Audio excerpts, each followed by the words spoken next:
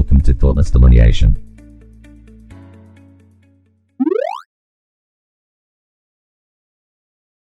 The sole purpose of thoughtless delineation is to lift standards of ethics by promoting truth and denouncing the conservancy of inhumane ideologies. Hello. Today I'm talking about continual connections from life to life.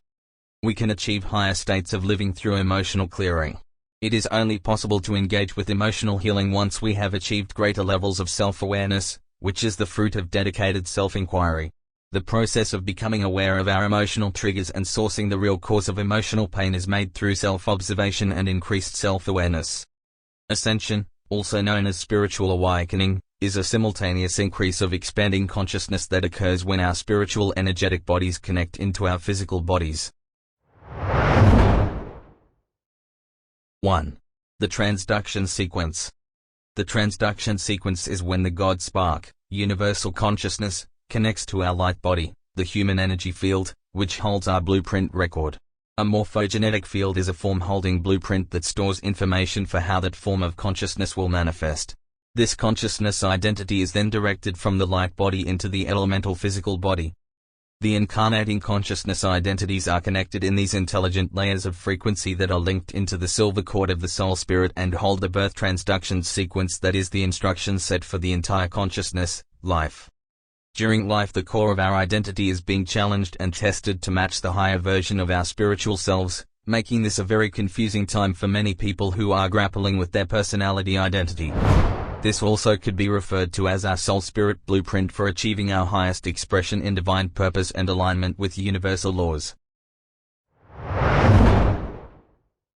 2. The female Hara center. Before the first step can take place, there must be an avenue for a divine lineage to take place. Our consciousness seeks out suitable environments. Sadhguru Jaggi Vasudev suggests, life does not engage with the body just like that, it happens as a process. The female Hara center is located at the navel, about 2 inches inwards from the skin. It is the gateway into the etheric envelope surrounding the planet. The Hara center is the center of the etheric body where the monad, higher mind function seats itself. It is about 1 inch in diameter and is the gateway into the ocean of life force or chi. The womb is an archive, all the information we need to know about truth is there. Fluid non-physical energy streams through from the transduction sequence as pure positive energy and extends forth into everything we know. It is no mistake that the beginning of life, the fetus, grows and is nurtured within this etheric envelope. Consciousness passes from life to life through the in-between space into the Hara center through the Hara line of the mother, and the new life's consciousnesses unite as one. 3. The birth transduction sequence. The birth transduction sequence is the exact moment that the cellular record of the consciousness identity imprinted during incarnational birth into this physical body on the earth. When we come through the birth canal, we are actually imprinted with ancestral genetic, astrological, celestial and magnetic imprints that influence the pathway of our soul spirit, our consciousness identity and the arcing spiral of that light through time. Where do you think, or where do you suggest where life begins? Is it in the womb? Is it when you are delivered? Is it when does the soul enter the body? Now you're assuming things. Let us use the word life because the word soul is heavily contaminated. People are finding soulmates. But so many things happen. Let's call it life. Okay. It's less corrupted word. As life does not engage with the body just like that, it happens as a process. When a woman or a mother conceives, 2 little cells coming together then becomes a meatball, literally. For this meatball to become a life, it is somewhere between 40 to 48 days after conception that the life process enters. But normal life enters somewhere between 40 to 48 days. Now, after this, for some reason, after all, womb is a manufacturing unit of this body. For some reason, if the body did not form itself appropriately for that life or for any life, then the life chooses to exist before it's delivered. So this is a stillborn baby. Or sometimes, because of whatever compulsions, a mother may choose to abort the child. That is another form of thing. But in these things, the engagement with the body for this life truly begins somewhere approximately between 84 to 90 days is where really life gets engaged. Till then it's foraging, it is looking if this is suitable, if this womb is the right place. This is not a conscious thing, this is an unconscious tendency-wise, it is seeing if it matches by tendencies. The appropriate word for this is, traditionally, we call this vasanas. Depending upon your vasana, you're looking for an appropriate body. So, though it is partially engaged, it can exit before 90 days, between 84 to 90 days, the life gets properly engaged. From then on, it's a proper baby. From then on, it's a proper life. Did you know the mother and child's consciousness are one during this time and continued to be for at least 1 to 3 months after birth? This is why adoptees are so traumatized after being separated immediately after birth. Just like a tree's physical roots push deep into the earth for stability, we have metaphysical roots that do that too. It is our responsibility to strengthen and reconnect these links where necessary. These links and their strength are very dependent upon our emotional experiences. Traumatic or shocking experiences often break or weaken the links. 4. Soul amp, karma contracts. There are many theories and sayings about birth and death that people like to believe in. However, there are untarnished truths and facts about life and death that no one can deny. Your soul does not live just one life, but many. As fascinating as this sounds, there is a deep and intense spiritual connection that our souls share with the elements of the world. According to Buddhism, your soul was on this earth before, and not just once, but a lot of times. You must have heard people saying that a soul never dies. It is indeed true, and this world sees your soul coming to this world over and over again. The day of your death, your soul embarks a new journey. Your body is a vessel for the learning of the soul. While we are leading this life, we are experiencing new things, making new connections and sharing connections with the people who are around us. However, before coming to this world, you are the one who chose this life, including the family and friends. Buddhists believe that your soul occupies the body, and chooses the life and other souls we want in it.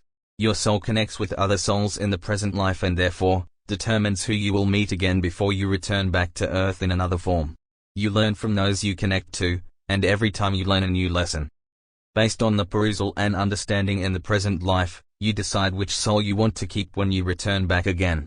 Not just that, you may reverse the roles in your next life, based on the choices, wishes, and lessons from the experiences you have had, in your present life, good or bad, brutal or magical. Based on it you may even be a parent to your parent. There are literally no limits.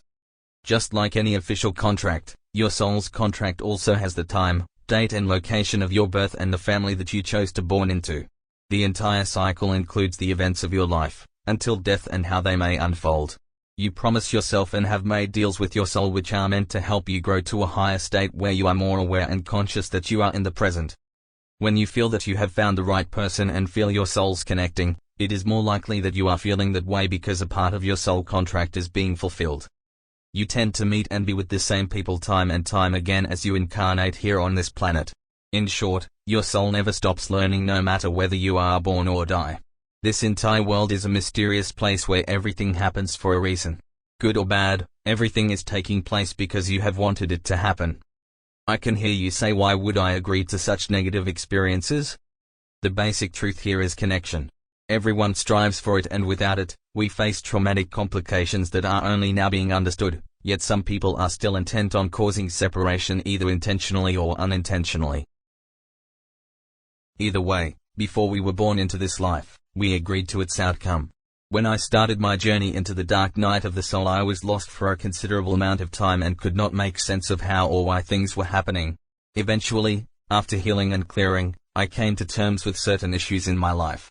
I had to get past my ego to realize what was really going on. This is different for everyone. For me it was adoption. Adoptees know the darkness that exists within. The general public has no comprehension about the level of trauma that adoption causes, only adoptees know. There are cycles within cycles, we get caught up in these cycles throughout our lives and society don't even see it. Without the right support and acknowledgement, we are doomed to repeat cycles for the rest of our earthbound lives unless we face it and come to terms with it. We all know and have seen people deeply entrenched in problems of adoption and trauma separation, and a huge percentage of their perceived pain isn't even coming from them, as the individual, it's actually coming from our relationships, and etheric energies that we attract through agreeing to learn firsthand the experience of adoption so that we can then educate society. As stated above in Part 3, the mother and child's consciousness are one during pregnancy and continues to be for at least 1 to 3 months after birth. If an adoptee is separated from their mother seconds, days, or weeks immediately after birth, both the mother and the child suffer a catastrophic bifurcation. So intense it literally disturbs our DNA, creates a rift in the adoptee's life timeline, instantaneously creating an unstable and disconnected personal and environmental experience. However, it can be seen as a positive, as adoptees are acutely attuned to diagonal timelines, somewhat like a superpower. Some adoptive parents actually know what adoptees are capable of, and as a result, some families develop egotism and manipulation in the form of narcissism in an attempt to control the will and the psychological well-being of the adoptee for their own gain. This keeps the adoptee in a cloud of denial that everything is all fine and dandy, known as adoption fog. Coming out of the fog is extremely challenging, and it's my experience that coming out of the fog is a process that is parallel to achieving enlightenment. Patterns and cycles are extremely similar.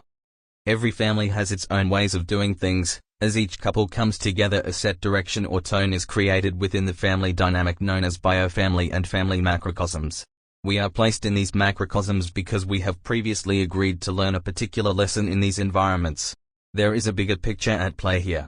Some choose to stay with their adoptive families, others choose to search for their biological families. Others wish to return to our biological families or assist someone in the family to learn a particular lesson, etc., and fulfill our karmic duty. 5. Biofamily and family macrocosms.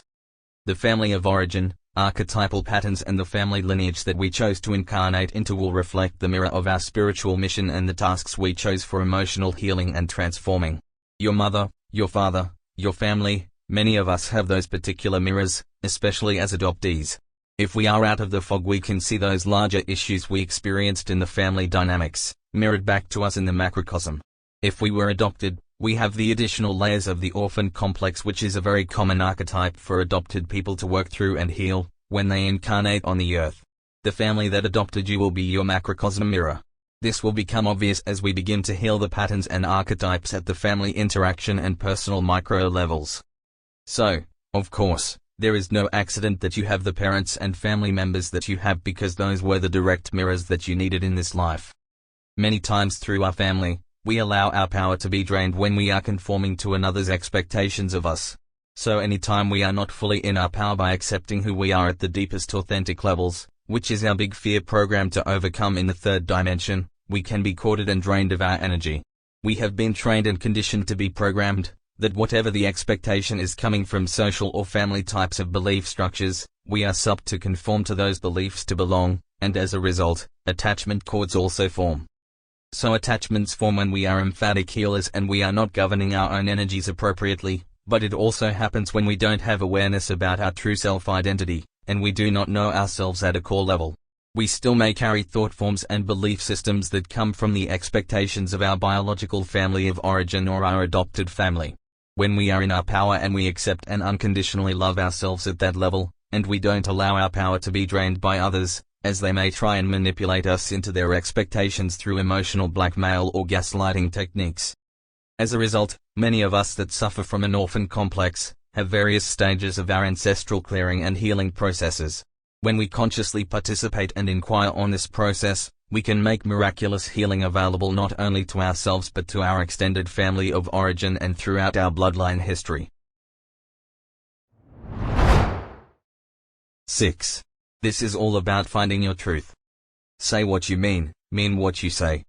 On the road to building personal integrity and developing trust and respect between mutual parties in communications, it is important that you say what you mean what you say, and be kind when you say it. Further, align with your words by representing yourself as you really are, and doing what you said you were going to do. When you do communicate, Reflect upon the intention of the words you choose as being honest, truthful, and trustworthy, as these qualities build strong inner and outer personal integrity. Building core self. Stay strong to build core self-esteem and self-efficiency, knowing that you can depend on yourself if the going gets rough. Most of the fears we dwell on never come to pass. As you focus on building the right relationship to self-acceptance and self-love, this builds trust and confidence in oneself. Building trust in oneself and building trust with relationships that we really need. Ego surrender, all else will fall into place. Follow me and subscribe on Facebook, Medium, Twitter and on YouTube.